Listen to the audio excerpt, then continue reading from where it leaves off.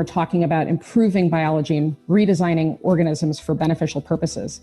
It's going to allow us to not just edit genomes, but also, and importantly, write a new code for life. We'll have right-level permissions.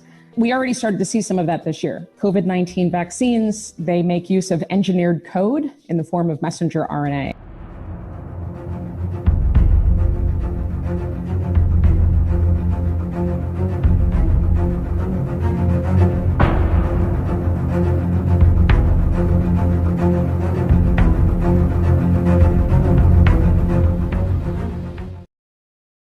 And what are you most worried about? What's next?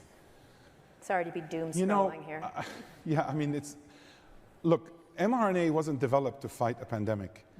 Generative biology is not being developed to fight a pandemic. So there's a lot of things we'll be able to do in other diseases. To be honest, if I can make one point, a pandemic is a disease that afflicts the masses. Well, we have an obesity pandemic. I suffer from it. We have a cancer pandemic. We have a heart disease pandemic. We don't treat them as pandemics. We resign ourselves to the fact that our number was called and there's not much we can do about it.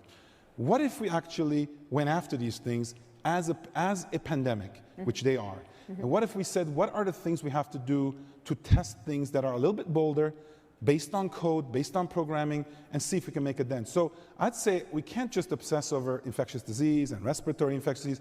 We have to broaden the scope. And I think that the impact of all the investments in molecular biology in the last 50 years is just beginning to be felt. Ultimately, the mRNA vaccines are an example for that cell and gene therapy. I always like to say, if we had surveyed 2 years ago in the public, would you be willing to take gene or cell therapy and inject it into your body, we would have probably had a 95% refusal rate. I think this pandemic has also opened many people's eyes to innovation in the way that was maybe not possible before.